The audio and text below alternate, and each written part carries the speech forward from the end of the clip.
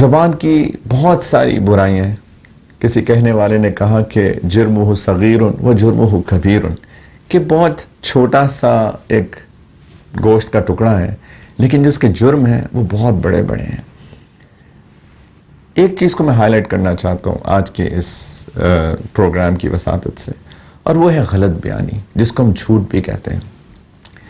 دیکھیں، ایک چیز کو بنیادی طور پہ سمجھنے کی ضرورت ہے کہ ہمارے دین کے اندر ہر انسان کے دوسرے انسان پہ 3 چیزیں حرام ہیں. ایک، اس کی جان. کسی شخص کو یہ حق حاصل نہیں ہے کہ وہ دوسرے کی جان ناحق لے لے، یہ کسی کے لیے جائز ہی نہیں ہے. اگر کوئی ایک شخص کسی کو قتل کر دے تو وہ معاملہ پولیس کے اندر جاتا ہے، کورٹ میں جاتا ہے، عدالت میں جاتا ہے، عدالت فیصلہ کرتی ہے، اور پھر جو قصاص یعنی اس کے بدلے میں جو جان لی جاتی ہے یا پھر خون بہا، بلڈ منی، یہ سارے کا سارے ایک عدالت کے نظام کے تحت چلتا ہے. کسی شخص کو یہ حق حاصل نہیں ہے کہ کسی کو بھی اس کی جان لے لے، اور ناحق تو بالکل ہی جائز نہیں ہے. دوسرا، ہر انسان کا مال دوسرے انسان کے لیے حرام ہے. یہ کسی کے لیے جائز نہیں ہے کہ وہ ایک شخص دوسرے کا مال ناحق لے لے. چوری اسی لیے حرام ہے.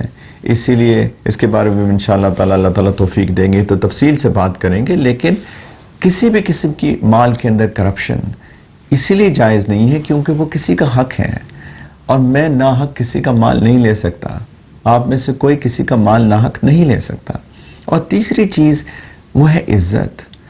ہر انسان کی عزت اللہ تعالیٰ نے محفوظ کی ہے. ہم سب قابل عزت لوگ ہیں، ہر انسان قابل عزت ہے. تو ہر انسان کے لیے لازم ہے کہ وہ دوسرے کی عزت کرے.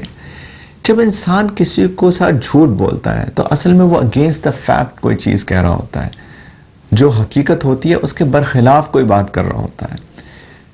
اس سے نقصانات بہت سارے ہوتے ہیں. سب سے بڑا نقصان تو یہی ہوتا ہے کہ میں اگر آپ سے بغیر اگینسٹ دا فیکٹ بات کروں، کوئی غلط بات کروں جو کہ حقیقت اس کے خلاف ہے، تو ان ریالٹی حقیقت میں نے آپ کی بے عزتی کی ہے. آپ کی عزت کا تقاضا تھا کہ میں آپ سے ٹھیک بات کرتا. دوسری بات کہ اس سے نقصان ہوگا. میں نے آپ سے کوئی بات کی جو کہ حقیقت نہیں ہے، جس کو جھوٹ کہتے ہیں. آپ نے اس کی بنیاد پر، اس کی بیس کے اوپر کوئی فیصلے کر لیا. اب وہ حقیقت کے خلاف بات ہے، آپ کو نقصان ہو گیا تو آپ کا مالی نقصان بھی ہو سکتا ہے، آپ کا جانی نقصان بھی ہو سکتا ہے. تو تینوں چیزیں جو کہ حرام ہیں، جان، مال، عزت، جھوٹ کی وجہ سے تینوں میں سے کچھ بھی متاثر ہو سکتی ہے یا تینوں متاثر ہو سکتی ہیں. تو اس لیے ہمارے دین کے اندر جھوٹ بولنا کبیرہ گناہوں میں سے ہے. بلکہ نبی کریم علیہ السلام نے تو فرمایا کہ ایک مسلمان جھوٹ بول ہی نہیں سکتا، یہ ناممکن ہے کہ وہ جھوٹ بولے. فرمایا کہ جو جھوٹ بولتا ہے یہ تو نفاق کی نشانی ہے، ہپوکریسی ہے.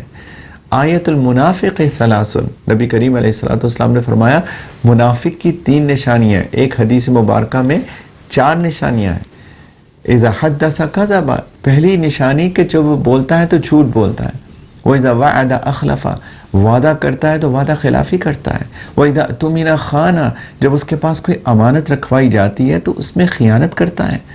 یہ منافق کی نشانیاں ہیں. نبی کریم علیہ السلام فرمانے ایک حقیقی مومن، ایک حقیقی مسلمان، وہ نہ جھوٹ بول سکتا ہے، نہ وعدہ خلافی کر سکتا ہے، نہ ہی امانت میں خیانت کر سکتا ہے. یہ حقیقی مسلمان کو زیب دیتا ہی نہیں ہے. تو ایک مسلمان جھوٹ نہیں بول سکتا.